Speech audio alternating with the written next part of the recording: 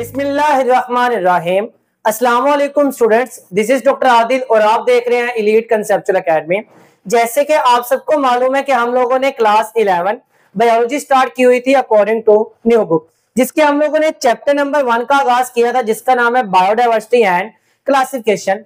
आज इस लेक्चर के अंदर हम लोग अपने चैप्टर के सेकंड पोर्शन को पढ़ेंगे, which is called as the biodiversity. तो आइए बढ़ते हैं व्हाइट बोर्ड की जानिब और आगाज करते हैं अपने आज के लेक्चर का। तो क्लास चैप्टर का नाम था हमारे पास बायोडाइवर्सिटी एंड क्लासिफिकेशन। इससे प्रीवियस हमारे पास जितने भी लेक्चर थे उसके अंदर हम लोगों ने क्या पढ़ा था, क्लासिफिकेशन को पढ़ा था, जिसके अंदर हम लोगों ने 3 डोमेन क्लासिफिकेशन पढ़ी, 5 किंगडम क्लासिफिकेशन पढ़ी, या हम लोगों ने क्लासिफिकेशन ऑफ वेराइटीज या एनिमल्स के हम लोगों ने फाइनेंस वगैरह को पढ़े। यानी कि जितना भी हम लोगों ने पोर्शन को स्टडी किया था वो सारा का सारा पोर्शन आगे पास क्या था, क्लासिफिकेशन के ऊपर मुश्तमिल था। आज हम लोग इस चैप्टर के सेकंड पोर्शन को स्टार्ट करते हैं, which is called as the biodiversity. तो स्टार्ट करते हैं, व्हाट इज द बायोडाइवर्सिटी। हम लोग बायोडाइवर्सिटी को बायोलॉजिकल डाइवर्सिटी भी कह रहे होते हैं। अगर मैं बायोडाइवर्सिटी की बात करूं तो ये दो वर्ड से मिलकर बना हुआ है। One is called as the bio, other one is called as the diversity. Bio हम लोग कहते हैं लाइफ को, और लाइफ किनकी होती है, जानदारों की, यानी कि लिविंग ऑर्गेनिजम्स की।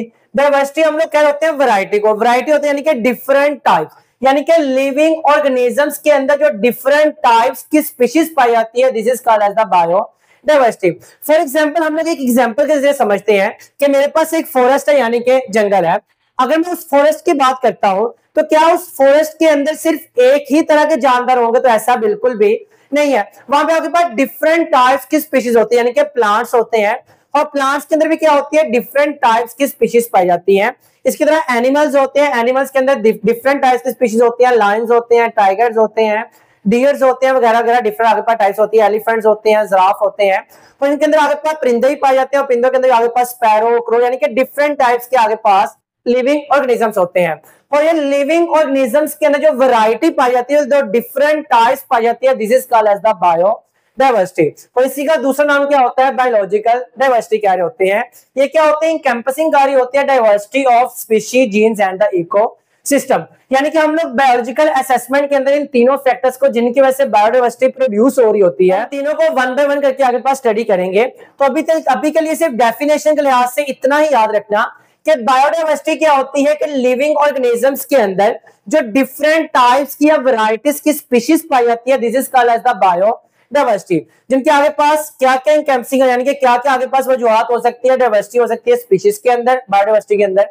इसके अंदर जीन्स के अंदर वैरायटीज आ सकती है, यानी कि वेरिएशंस आ सकती है, और इकोसिस्टम के अंदर आगे पास डाइवर्सिटी आ सकती है। तो आगे हम लोग अपने टॉपिक को स्टार्ट करते हैं, which is called as the biodiversity assessment levels. हमारे पास जो बायोडाइवर्सिटी होते हैं उसके असेसमेंट लेवल्स क्या होते हैं, तो हमारे पास बेशुमार असेसमेंट लेवल्स होते हैं, लेकिन आप लोगों की बुक के मुताबिक 3 आगे पास असेसमेंट लेवल्स हैं। One is called as the species level, other one is called as the genetic level, third one is called as the ecosystem level. यानी कि इन 3 लेवल्स पे हम लोग स्टडी कर सकते हैं कि बायोडाइवर्सिटी के आगे पास असेसमेंट क्या है। तो हमारे पास सबसे पहले है स्पीशी लेवल, यानी कि स्पीशी लेवल के अंदर हम लोग बायोडाइवर्सिटी को असेसमेंट कर सकते हैं bye identifying and counting the different species in a given area.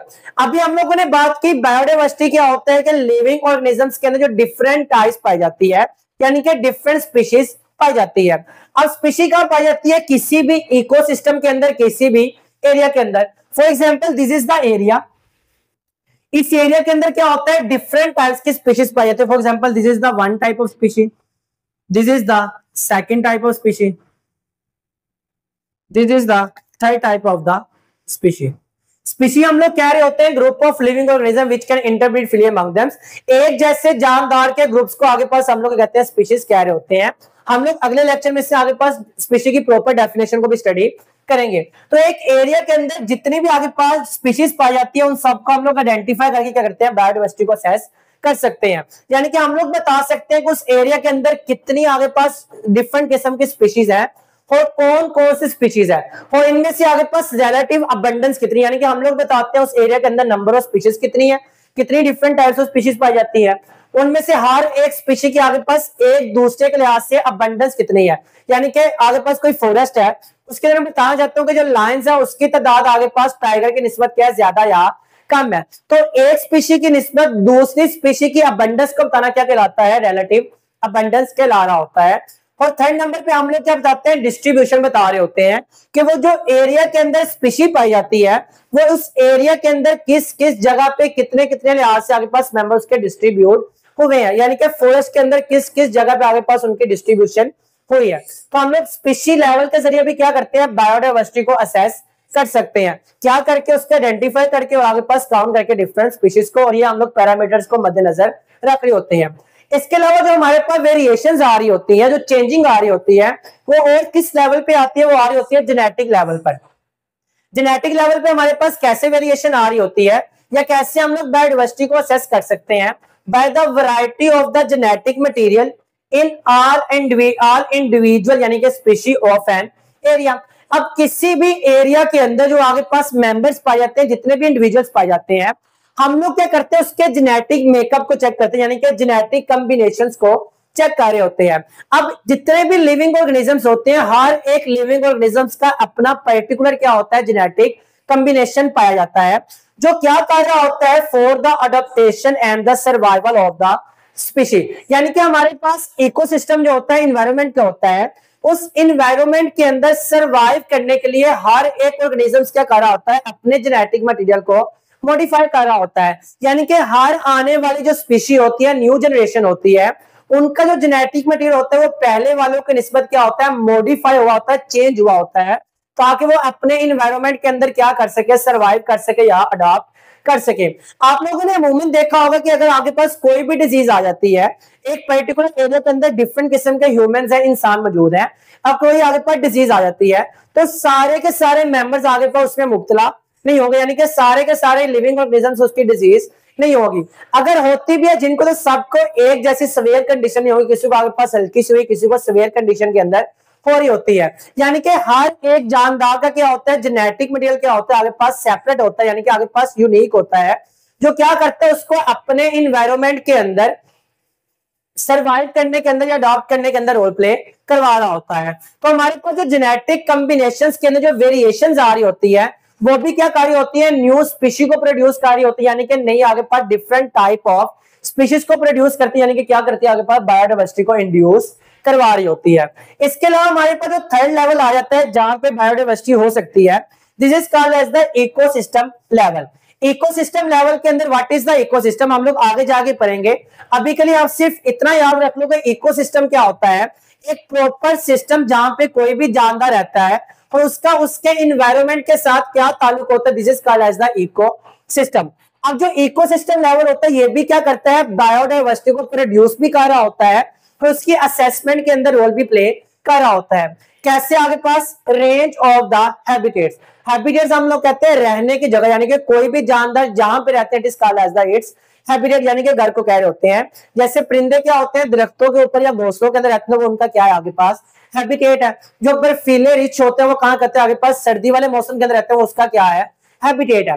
तो हैबिटेट्स की क्या होती है, एक रेंज पाई जाती है, यानी कि पूरी की पूरी दुनिया के अंदर सिर्फ एक ही तरह का हैबिटेट या एक ही तरह का इकोसिस्टम नहीं होता, बल्कि डिफरेंट किस्म के आगे पास इकोसिस्टम होती है, प्रॉपर रेंज पाई जाती है।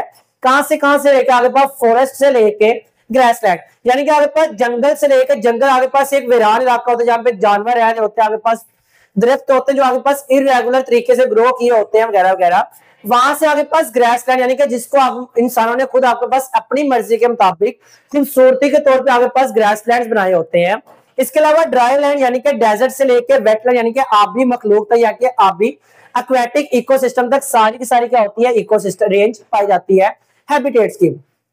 अब जारी बात है, वो सारे के सारे जानदार जो फॉरेस्ट में रहेंगे वो सारे के सारे उन जानदारों से डिफरेंट होंगे जो कहां पे रहते हैं, ग्रासलैंड के अंदर रह रहे होते हैं। इसी तरह डेजर्ट के अंदर जितने भी प्लांट्स या एनिमल्स पाए जाते हैं वो डिफरेंट आगे पास टाइप्स के होते हैं एज कम्पेयर टू वो वाले आगे पास लिविंग ऑर्गेनिज्म जो कहां पाए जाते हैं, वेटलैंड यानी कि एक्वेटिक इन्वायरमेंट के अंदर पाए जाते हैं। क्योंकि हमारे पास इकोसिस्टम की डिफरेंट किस्म की रेंज होती है, डिफरेंट किस्म की टाइप्स होती है, इसलिए उस इकोसिस्टम के अंदर खुद को अडॉप्ट करने के लिए हर स्पीशीज करता है, अपने आप को मॉडिफाई कर रहा होता है।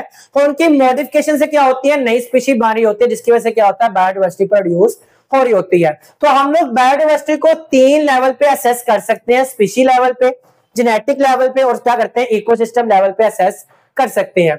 आगे हमारे पास है what are the importance of the random sampling in the biodiversity assessment. याद रखना किसी भी आगे पास बायोडाइवर्सिटी को मेजर करने के लिए, कैलकुलेट करने के लिए हम लोग क्या करते हैं, रैंडम सैंपलिंग ले रहे होते हैं। What is the random sampling? मैं कहता हूं मेरे पास एक एरिया है और इस एरिया को मैंने क्या करना है, मेजर करना है, यानी कि यहाँ पे मैंने आगे पास बायोडाइवर्सिटी को असेस करना है। अब इसके पास क्या है, डिफरेंट किस्म के एरियाज बने होते हैं। मैं कहता हूँ एक आगे पास एरिया ये है, ये ये ये, तो ये डिफरेंट किस्म के आगे पास क्या बने हुए, एरिया बने हुए, एक ये एरिया, एक ये एरिया, एक ये एरिया, एरिया आगे पास डिफरेंट किस्म के वहां पे आगे पास पार्ट्स हैं एरियाज के। इसकी नेचर इनसे डिफरेंट है, हर किसी के आगे पास नेचर क्या है, डिफरेंट है। तो अब हम लोगों ने लेना क्या है आगे पास, random sampling. What is the random sampling? Random कह रहे होते हैं इरेगुलर पैटर्न को, यानी कि जिसके आगे पास कोई भी तरतीब नहीं होती। आगे पास एक होता है प्रॉपर डेफिनेट सैंपलिंग, जिसमें आपके पास क्या करता हूं मैं, अपनी मर्जी से एक ही एरिया की क्या करता हूं, आगे पास सैंपल ले रहा होता हूं। फॉर एग्जांपल मुझे कोई कहता है कि आपने इस एरिया में क्या करनी है, बायोडाइवर्सिटी देखनी है, तो मैं कहता हूं मुझे इस एरिया का मौसम क्या लगता है, आगे पास खुशगवार लगता है, तो मैं यहां से सैंपलिंग लेकर उससे बता देता हूं this is not a random sampling. Random sampling का मतलब पूरे एरिया को आप लोग आइडेंटिफाई करना है। तो आप लोग क्या करो, रैंडमली आगे पास यहां से सैंपलिंग उठा लो, यहां से उठा लो, यहां से उठा लो, यहां से उठा लो, यहां से उठा लो। तो डिफरेंट आगे पास लोकेशन से आप लोग जब सैंपलिंग उठा रहे हो तो this is called as the random sampling. अब जो रैंडम सैंपलिंग होती है हमारे लिए क्या होता है, बहुत ज्यादा क्रूशियल होती है for the assessment of the biodiversity, यानी कि इसकी इंपॉर्टेंस बहुत ज्यादा होती है, क्योंकि हमें इसके आगे पास बहुत सारी रीजंस होती है। क्या हम लोग वन बाय वन इसको स्टडी करते हैं। वन इज द मिनिमाइज बायस। बायस हम लोग कह रहे होते हैं आगे पास लविंग को, यानी कि आगे पास किसी की तरफ माइल हो जाना। मिनिमाइज कम, यानी कि जब हम लोग रैंडम सैंपलिंग कर रहे होते हैं तो हमारी जो अपनी ख्वाहिश होती है उसको हम लोग क्या करते हैं, आगे पास बहुत लो डाउन कर देते हैं। जैसे मैंने पहले मद्देनजर रखा कि आगे पास किसी ने कहा कि आपने पाकिस्तान के ऊपर बायोडाइवर्सिटी का टेस्ट करना, यानी कि उसको मेजर करना है, तो मैं उसे कहूंगा भाई गलकत बल्तिस्तान मुझे आगे पास बहुत अच्छा इलाका लगता है, तो मैं क्या करता हूँ वहां पे जाके सिर्फ और सिर्फ बायोडाइवर्सिटी का मुआयना करता हूँ, लेकिन ऐसा बिल्कुल भी नहीं होना चाहिए। अब बायोडाइवर्सिटी के अंदर जब रैंडम सैंपलिंग हम लोग ले रहे होते हैं तो इसमें हम लोग अपनी चॉइस पे नहीं चाह रहे होते, बल्कि रैंडमली आगे पास क्या करते हैं, सिलेक्ट कर रहे होते हैं। हम लोग उसमें खुशगवार इलाकों को भी देखते हैं, वेटलैंड को भी देख रहे होते हैं, डेजर्ट से भी सैंपलिंग देख रहे होते हैं। इसके अलावा जितने हमारे पास फॉरेस्ट होते हैं, ग्रासलैंड होते हैं, हर डिफरेंट टाइप ऑफ एरिया से क्या करते हैं, सैंपलिंग ले रहे होते हैं। तो इसमें आगे पास मिनिमाइज बायस के अंदर होता क्या है कि every area has equal chance to be being sample. जब हम लोग अपनी आगे पास चाहने वाली जगह पे जाके सैंपलिंग नहीं करते बल्कि हर आपने रैंडमली ले रहे होते हैं, तो इससे होता क्या है कि उस एरिया के अंदर जितने भी पार्ट होते हैं सबको इक्वल चांस मिल रहा होता है, ताकि वो क्या हो सके, सैंपलिंग के लिए तैयार हो सके। तो हमारे पास सबसे बड़ा बेनिफिट ये होता है कि हम लोग एक पर्टिकुलर एरिया के अंदर आगे पास लोकलाइज नहीं हो जाता कि यही हम लोग सैंपलिंग करेंगे, बल्कि हम लोग सारे एरिया को इक्वल चांस दे होते हैं, ताकि हम लोग क्या कर सके, उसको टेस्ट कर सके, उसका सैंपल ले सके। दूसरी हमारे इसमें इंपॉर्टेंस क्या होती है, यानी कि क्या हमारे पास रीजन होते हैं कि हम लोग रैंडम सैंपलिंग ले रहे होते हैं। इट प्रोवाइड्स रिलायबल एस्टिमेट विच, इसके अंदर वो क्या देता है, हमें स्टैटिस्टिकली रिलायबल डाटा दे रहा होता है। What is the reliable data? एक ऐसा डाटा जो आगे पास क्या होता है, एक्यूरेट होता है, जिसके आगे पास सारे के सारे क्या होते हैं, मुत्फिक हो जाते हैं कि डाटा क्या है, सही है। अब जाहिर बात है एक एरिया में मैंने जिसको आगे पास यहां से मैंने बायोडाइवर्सिटी लेनी है, अगर मैं सिर्फ इस एरिया के एक पार्ट को सैंपल करता हूं या एक पार्ट दो पार्ट को सैंपल करता हूं, तो मुझे इस एरिया की बायोडाइवर्सिटी मिलेगी या इस एरिया के आगे पास बायोडाइवर्सिटी मिल सकती है। यानी कि मुझे पता चल जाता है कि आपके पास यहाँ पे क्या इतने डिफरेंट टाइप के स्पीशीज पाए जाते हैं या यहाँ पे इतने डिफरेंट टाइप्स के स्पीशीज पाए जाते हैं। लेकिन अगर मैं उसको ये कहूं कि इन दोनों का चेक करके कि ये पूरे एरिया की बायोडाइवर्सिटी, लेकिन ऐसा आगे पास प्रॉपर आंसर नहीं है। अब प्रॉपर आंसर के लिए मुझे जरूरी है मैं क्या करूं, यहां से रैंडमली चेक करूं इस आगे पास एरियाज के अंदर, रैंडमली आगे पास कोई कोई पार्ट उठा लूं हर एक पार्ट का। तो जब मैं रैंडमली सारे के सारे एरिया को चेक करूंगा और वहां से जो बायोडाइवर्सिटी आ रही होगी, तो वहां से जो मेरे पास डाटा निकलेगा this is called as the reliable, यानी कि वो एक ऐसा कम से कम एक्यूरेट होगा जिसपे हम लोग सारे के सारे मुत्फिक हो जाते हैं कि इस एरिया के आगे पास ये क्या हो सकती है, बायोडाइवर्सिटी हो सकती है। यानी कि ये उसके अंदर डिफरेंट टाइप ऑफ स्पीशीज पाए जाते हैं, तो उनकी नंबर ऑफ स्पीशीज क्या होती है, रिलेटिव अबंडेंस क्या होती है और आगे पास डिस्ट्रीब्यूशन क्या हो रही होती है। तो हमारे पास ये क्या करता है, रिलायबल डाटा दे रहा होता है, एस्टिमेट दे रहा होता है। इसके अलावा क्या करता है, फैसिलिटेट द कंपैरिजन, और किन किन के दरमियान कंपैरिजन हो सकता है, between habitats and between the species. अब होता क्या है, वही वाली एग्जांपल पे आओ कि मेरे पास एक पाकिस्तान के अंदर मैंने क्या करनी है, बायोडाइवर्सिटी का टेस्ट करना है, यानी कि उसको मेजर करना है। तो मैं क्या करूंगा, उसके अंदर डिफरेंट इलाकों के आगे पास बायोडाइवर्सिटी को चेक करूंगा, यानी कि आगे पास जो ग्रास लैंड है उसको देखूंगा, जो डेजर्ट है उसको देखूंगा, जो आगे पास एक्वेटिक एनवायरनमेंट है वो देखूंगा। अब तक जो खुश्की के इलाके होते हैं, यानी कि जो टेरेस्ट्रियल आगे पास इन्वायरमेंट होता है, इसके अंदर ही दो तरह के आगे पास कंडीशन आ जाती है। एक वो जो सतह जमीन के आगे पास करीब होता है, यानी कि मैदानी इलाके, एक वो जो सतह जमीन से बहुत बुलंद होता है, यानी कि पहाड़ी इलाके। अब जाहिर बात है वो सारे के सारी स्पीशीज या लिविंग ऑर्गेनिज्म जो मैदानी इलाकों में रहती है वो डिफरेंट होती है उन स्पीशीज से जो कहां पे रहती है, पहाड़ी इलाकों के अंदर सर्वाइव कर रही होती है। अब जब मैं बायोडाइवर्सिटी के अंदर दोनों की सैंपलिंग कर रहा हूँ, दोनों में मेजरमेंट कर रहा हूँ कि कौन सी आगे पास कहां पे कौन कौन सी स्पीशीज पाई जाती है, तो जब एक ही स्पीशीज दो जगह मुझे नजर आएगी तो मैं क्या करूंगा, उनका कंपैरिजन करूंगा कि यहाँ पे रहने में उनमें क्या तब्दीली आई है और पहाड़ी इलाकों में रहने में उनमें क्या तब्दीली आ रही होती है। तो जब हम लोग रैंडम सैंपलिंग कर रहे होते हैं डिफरेंट हैबिटेट्स के अंदर, तो ये मुझे क्या कर रहा होता है, डिफरेंट स्पीशीज को कंपैरिजन करने के अंदर रोल प्ले कर रहा होता है।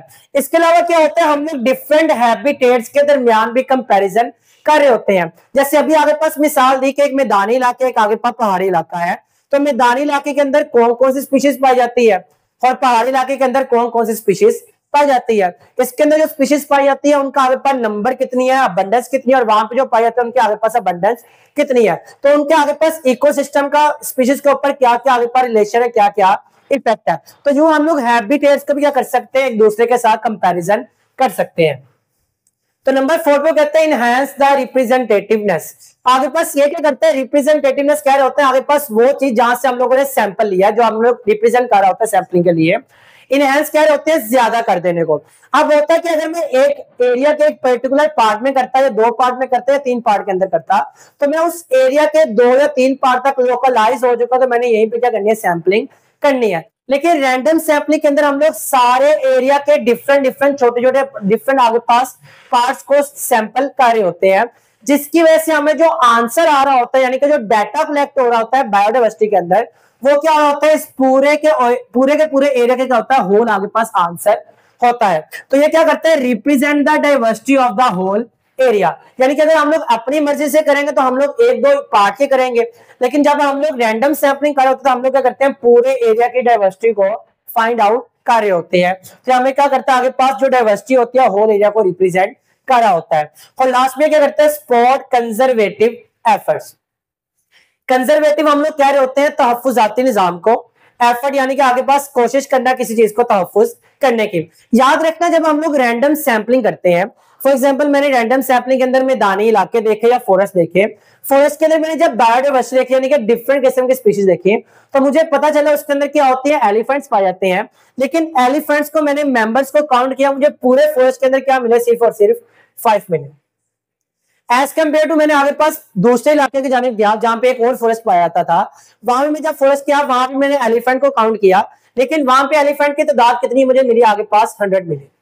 अब जाहिर बात है ऐसा फॉरेस्ट, यानी कि दोनों फॉरेस्ट हैं, लेकिन एक फॉरेस्ट के अंदर मुझे एलिफेंट की तादाद मिली है 100, एक जगह मुझे मिल रही है 5। तो जाहिर बात है जहां पे उसकी तादाद मुझे कम मिले, मैं क्या करूंगा, उनके आगे पास स्पीशी को कंजर्व करने की एफर्ट करूंगा, कहीं आगे पास एलिफेंट सिरे से खत्म ना हो जाए। तो यानी कि जब हम लोग रैंडम सैंपलिंग कर रहे होते हैं तो डिफरेंट किस्म के हैबिटेट्स को स्टडी करते हैं, तो उसके अंदर हम लोग रिलेटिव स्पीशीज की काउंटिंग भी कर रहे होते हैं, यानी कि उसके कितने मेंबर्स पाए जाते हैं। और जहां पे हमें मालूम होता है कि यहाँ पे स्पीशी के मेंबर्स की तादाद क्या हो रही होती है, कम हो रही होती है, तो हम लोग क्या करते हैं, उसको कंजर्व करने की एफर्ट भी कर रहे होते हैं। अब चूंकि रैंडम सैंपलिंग के अंदर हमें बहुत ज्यादा आगे पास बेनिफिट मिल रहा होता है, इसलिए बायोडाइवर्सिटी की असेसमेंट के लिए बहुत ज्यादा क्या करती है, इंपॉर्टेंस रखती है, और आगे पास ये क्या होती है, क्रूशियल होती है। अब यहीं पे आगे पास 2 टर्म्स का वो जिक्र करता है साइड बॉक्स के अंदर, बुक के अंदर। एक one is called as the ecosystem, other one is called as the niche. What is the ecosystem? It is the combination of the biotic and the abiotic component of the area. यानी कि कोई भी हमारे पास ecosystem क्या होता है, कोई भी आगे पास अर्थ का एरिया होता है जहां पे जिंदगी आगे पास बसर हो रही है, यानी कि लोग या लिविंग ऑर्गेनिज्म सर्वाइव कर रहे होते हैं, और वहां पे लिविंग ऑर्गेनिजम्स का उनके आगे पास इन्वायरमेंट के साथ क्या रिलेशन होता है, या इस पूरे सिस्टम को हम लोग क्या होता है, इकोसिस्टम कह रहे होते हैं। तो इकोसिस्टम के अंदर 2 चीजें होती है, one is called as the biotic component, other one is called as the abiotic component. Biotic component क्या होता है, बायोटिक कंपोनेंट हम लोग क्या होते हैं, living component of the ecosystem. और एबायोटिक यानी कि बायो लाइफ को कहते हैं, ए आपके पास एब्सेंस का होता है, यानी कि एबायोटिक कंपोनेंट क्या होता है, non living component of the system. तो किसी भी एरिया के अंदर जो लिविंग कंपोनेंट होता है, बायोटिक होता है, वो क्या होता है, लिविंग ऑर्गेनिजम्स होते हैं। और जो नॉन लिविंग होते हैं, एबायोटिक होते हैं, वो क्या होते हैं, गैसेज होती है, एटमॉस्फेयर होता है, यानी कि उसका सराउंडिंग इन्वायरमेंट होता है। और लिविंग ऑर्गेनिजम्स का उनके सराउंडिंग इन्वायरमेंट के साथ क्या रिलेशन है, और उनके ऊपर आगे पास जो पूरा मुश्तमिल सिस्टम होता है, this is called as the ecosystem. Example के तौर पे आगे पास फॉरेस्ट आ सकता है, ग्रासलैंड आ सकता है, ड्राईलैंड आ सकता है, आगे पास वेटलैंड आ सकता है। यानी कि फॉरेस्ट के अंदर क्या होते हैं, लिविंग ऑर्गेनिजम्स होते हैं, एनिमल्स भी होते हैं, परिंदे भी होते हैं, बर्ड्स भी होते हैं, और प्लांट भी होते हैं। और इनका आगे पास ये क्या करते हैं, अपने इन्वायरमेंट के साथ कोई ना कोई रिलेशन भी कार्य होते हैं, यानी कि वहां से गैसेज हासिल कार्य होते हैं, इन रिटर्न गैसेज भी दे रहे होते हैं, आगे पास बाजू का पोल्यूशन भी कॉज कार्य होते हैं। तो इकोसिस्टम के साथ उनका रिलेशन को स्टडी करना, पूरे हम लोग सिस्टम को क्या कहते हैं, इकोसिस्टम कार्य होते हैं। हमारे पास लास्ट वाली टर्म में निच। निच क्या होता है, it is the role of species in an ecosystem and in energy flow. यानी कि हम लोगों ने पढ़ा है इकोसिस्टम के अंदर क्या होती है, बायोडाइवर्सिटी होती है, यानी कि डिफरेंट किस्म की होता है लिविंग ऑर्गेनिजम्स पाए जाते हैं। और हर एक स्पीशी क्या करती है, अपने अपना रोल प्ले कार्य होती है उस इकोसिस्टम की सर्वाइवल के लिए। और क्या करती है, एनर्जी फ्लो के अंदर रोल प्ले कार्य होती है। क्या क्या उसके आगे पास रोल हो सकता है, वो प्रीडेटर के तौर पर कर सकता है, प्रोड्यूसर के तौर पर कर सकता है। इस चीज को एक एग्जांपल के जरिए समझते हैं। मैं कहता हूं मेरे पास एक एरिया है, for example this is the area. इस एरिया के अंदर क्या है, दो आगे पास लिविंग ऑर्गेनिजम्स हैं, एक है प्लांट्स और एक क्या है, एनिमल्स। अब हमें पता है प्लांट्स क्या होते हैं, these are the producers. Producers ऐसे जानदार होते हैं जो क्या करते हैं, अपनी खुराक खुद तैयार कर रहे होते हैं। और एनिमल्स क्या होते हैं, दीज आर द कंज्यूमर, ये क्या करते हैं, उनसे खुराक हासिल कर रहे होते हैं। तो इस पूरे इकोसिस्टम के अंदर प्लांट्स का रोल क्या है, ये क्या करते हैं, बाकी जानदारों के लिए फूड और एनर्जी तैयार कर रहे होते हैं। इसी तरह आगे पास जो एनिमल्स होते हैं वो क्या कर रहे होते हैं, इनसे आगे पास फूड हासिल कर रहे होते हैं, यानी कि इनके लिए क्या होते हैं, प्रीडेटर होते हैं या तो कंज्यूमर होते हैं। तो हर एक स्पीशी का अपने इकोसिस्टम के अंदर क्या होता है, कोई ना कोई रोल होता है, कोई ना कोई आगे पास काम होता है, और उसके इस रोल को या फंक्शन को हम लोग कह रहे होते हैं, निच कह रहे होते हैं। तो ये था हमारा आज का टॉपिक, जिसके अंदर हम लोगों ने बायोडाइवर्सिटी पढ़ी, उसके आगे पास असेसमेंट के लेवल्स पढ़े, और रैंडम सैंपलिंग के आगे पास इंपॉर्टेंस देखे in the assessment of the biodiversity. तो उम्मीद है आज का टॉपिक आपको समझ आ गया होगा। मिलते हैं अगले लेक्चर में अगली वीडियो के साथ, तब तक के लिए अल्लाह।